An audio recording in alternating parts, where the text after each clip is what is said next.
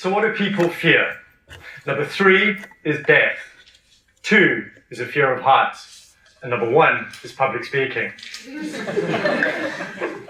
A friend that I met reminded me of the acronym for fear.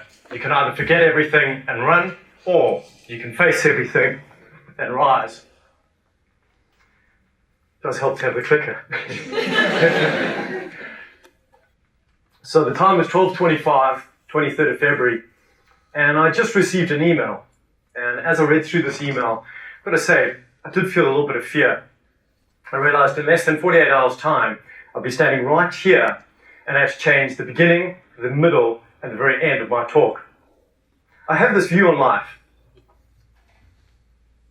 Life is a little bit like a roller coaster, filled with many highs and lows.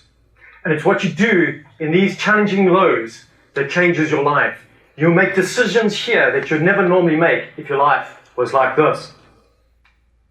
One such point in my life, over here, going through a really challenging time, and just everything that could have gone wrong started going wrong. Car broke down, laptop crashed, just everything was failing around me. And I literally didn't even have enough money to pay the rent. And I remember walking underneath this bridge and looking at that very spot and just thinking that might actually be a good place to sleep if things continue going the way they're going. Went for a walk a few days later, and I took a book with me. And that book was the autobiography by Bear Grylls. And in this book, Bear talks about the grueling 10-month selection process he went through to becoming an SAS soldier, and how he failed the first time 4 months into the process. Well, he ended up actually completing and becoming an SAS soldier. And while in South Africa, he was on holiday and he was skydiving, and his parachute failed to open. And he ended up crash landing, breaking his back in 3 different places. And as he lay there in the rehabilitation hospital, he really thought all of his dreams were over. Just 18 months later, at age 23, he was one of the youngest people ever to climb Mount Everest. Now, many people would have said it's okay if he had given up in that hospital. Had he given up at that point, in that very low point, he would never have climbed his mountain. Muscle is formed through the tearing of the fibers, and so too is your character. It's formed through all the challenges that you go through within your life. I've spoken to nearly 400 business owners in the last 2 years, and 95% have actually started their business due to one of these lows. They're either fired, their company that they're working in closed down, or they've worked at a company for over 10 years, and the pain just got worse and worse and worse until they eventually plucked up the courage and left and started their own business. There's this guy that I met, he told me about his story, how back in 1981, his very first son was born, and he was working at this bank, and he was barely making enough money to make ends meet. During that very same year, war broke out in the city he lived in, and so there's such scarcity of your just essential items. So what he started doing was actually buying items from one shop, selling it to another shop about a mile away, and then from another shop 2 miles away. Eventually got so busy, he ended up flying over to Dubai, sending goods back. He eventually left that job and started running full-time, actually flying around the world, buying and sending back containers of all the essential items, leather belts, shoes, socks, scarves, wallets. Other type of business people that I do meet, and self-employed people, are the homeless. They sell those magazines. And there's this one guy that I met, and I was walking from one pub to another pub, and he said, "Do you have some spare change for me?" And so I started talking to this guy, and I just said, what sort of challenges, what is your biggest challenge you're facing right now? And he said, well, besides the drugs and alcohol, I'm trying to save up another £100 to get a roof over my head. So I gave him the various coins that I had, and I then went on to the next pub. A few minutes, friends that I planned to meet actually weren't in that pub, and I left a few minutes later, and as I walked back up the hill, the same guy stopped me. He said, "I've got something for you." And he opened his book, and there was £25. I said, "What do you mean you've got something for me?" He said, "I tried to catch up with you. You had dropped this money, and I wanted to just give that back to you." And I asked him, "What is the secret to life?" And he says, "Treat people how you would like to be treated." Everybody's heard that saying. He's living that. While I was at the beach, sitting on some rocks, reading my book, and I remember watching this couple, and they were swimming, and they were having the most incredible time in the sea, splashing and laughing around and joking. And eventually they got out the water, and just with one large single towel, they just dried each other, just with such love and care. So I walked up to them, and I said, I have to ask, what is your secret to happiness? And this lady smiled and looked at me. She said, we've been married for 43 years. And the secret to happiness is not taking life too seriously.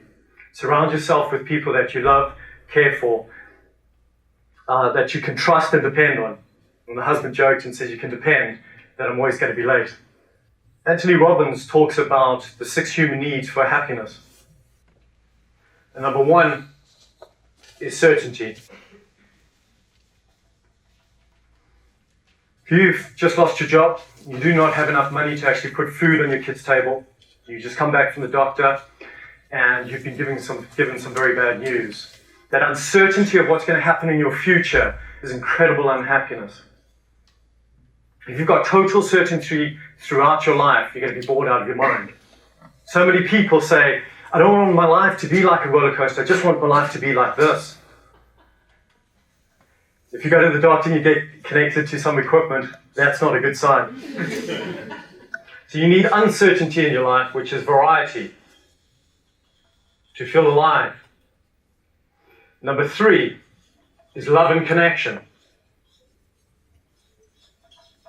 Everybody alive needs love and connection. We're social creatures. Number 4 is a need for significance. This is a need to feel important. This is why people stand in line for 10 hours to buy the latest phone, take selfies of themselves with their latest sports car and post it onto social networks. You can buy stuff to feel that significance. You've got to keep on buying that stuff. Or you could be an architect and create an amazing building, or like a musician like today and play a beautiful piece of music. Number 5 is growing. If you're not growing, you're dying. Think about when you last read a book or went on a course and you studied something new. That learning process is a great feeling, that change that you go through. Number 6, and this is a very big one, is contribution. This is helping outside of yourself. Helping that little lady across the road, giving your time up for a charity. For me, it's sharing all the nuggets that I've learned throughout my life with young people, and using a lot of that knowledge to help business owners. Something that I do after speaking to a stranger, complete stranger, on the train, the plane, wherever I am, I get them to draw happiness. And I always have a notebook with me and a pen. I just pass my notebook and pen to them. I say, what do you mean draw happiness? So just draw, don't think about it, just draw happiness. Very often, it's the environment, rolling hills, forests, riding your motorbike in Hong Kong with your girlfriend holding tight onto your back. Many, many self-portraits of happiness. Happiness is about family, love. This girl I met on a plane flying out to Denmark, and after finishing drawing this, she said, you know what I really wanted to draw? I wanted to draw these spiraling, growing feeling of happiness and fireworks. I get people to also then draw happiness on a graph. And the same roller coaster of life is a very common one. This person, very happy earlier childhood, been through a range of challenges during the middle of his life and going through a good period now. Happiness is about being silly, or the experiences in life. This is a doctor. He was married. He's got 2 beautiful kids. He's now divorced. Been through a range of challenges in his life. And now he heads into the best part of his life, the 40s. He's in a very good place.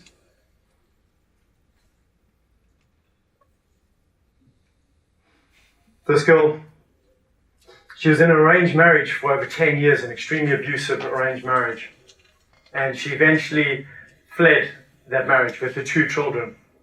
And when she drew that, she took my entire page of my book. Even when I got her to draw happiness on my book on a graph, happiness is far greater than a graph. If I apply a limit to my happiness, it would be limited. If I don't, it won't. She started her own company 2 years ago, and she's very, very happy.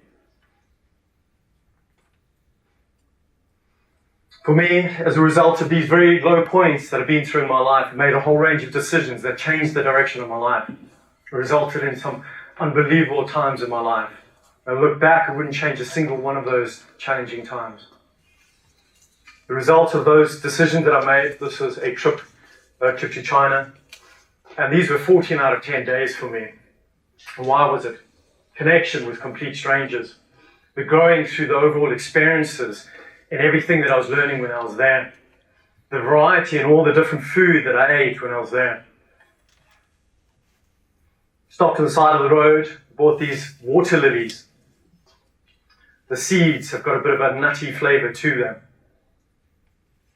This took me about 5 minutes to pluck up the courage to eat. I had it clasped very tightly in my chopsticks, and eventually I ate it, and just like so much of the food that just seemed so foreign looking to me, tasted amazing. Tasted like chicken, and that's duck tongue. Very late at night, at the end of a market that I was visiting, and people were dancing and playing table tennis. Ended up joining in with these guys playing basketball. It's 35 degrees. I hadn't played basketball in 16 years. A little trick that I've learned, and so many people do the same thing, and it's just changed my experience in traveling. So I learned a few words from the country that I visit. So if you're visiting South Korea, annyeong haseyo is hello. Gamsa hamnida is thank you. If you're in China, neha is hello. She, thank you. And while I was traveling from one city to another in a bullet train, this guy on the left here couldn't speak a single word of English, but yet we had so much fun just learning a few words from each other's language. Very simply, all you do is just point to various objects like chopsticks or kwadza, and just say then the English word to that, and he can learn that language at the same time as you're learning. But so often I pronounce the words in such a way that the person I'm speaking to would just laugh so much. And so many of the words, specifically in China, just all sounded the same to me. So ui was rain, and ui for another object was another object. And so every time I said ui, he's like, no, it's ui. And so like this reaction, they kept laughing at me. So what I started doing is getting people to say a few words from my country, South Africa. There's 11 official languages there. And one of the languages that I've learned is Afrikaans. And in this next video here, these three people I had only met in the morning. They invited me for dinner. This lady on the left could speak some English, and she was doing some of the translating for me. This word in Afrikaans means be careful. Versigtig.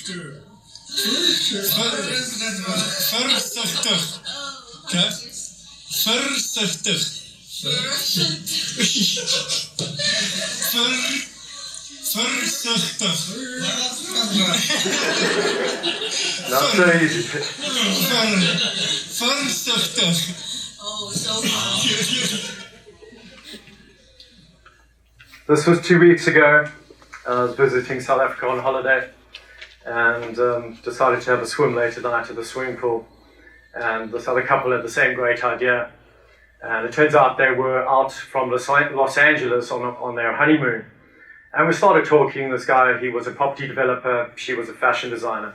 And she had traveled many times around the world and many times to China.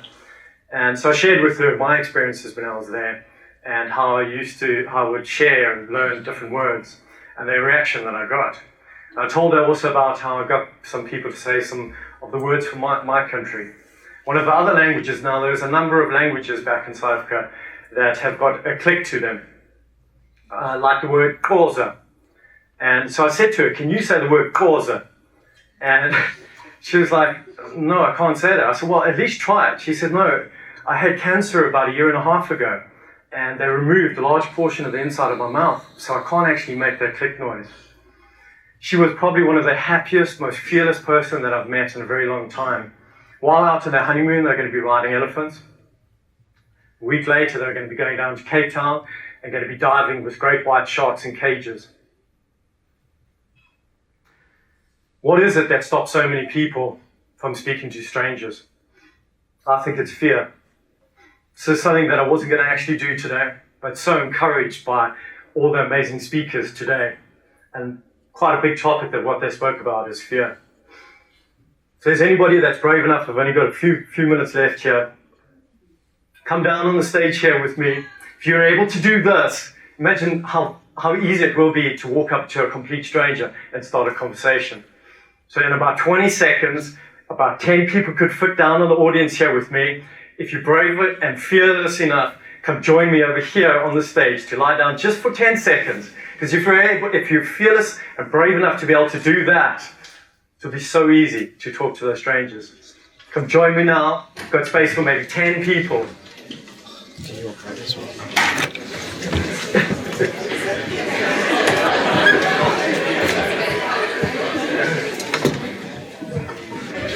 How does that feel? Yeah? It's not so bad? So even if you've got 10 or 100,000 closest friends, there are still 7 billion strangers. Be bold and be fearless. Talk to strangers. You never know who you're going to meet, what you're going to learn from them, and where life is going to take you. Thank you.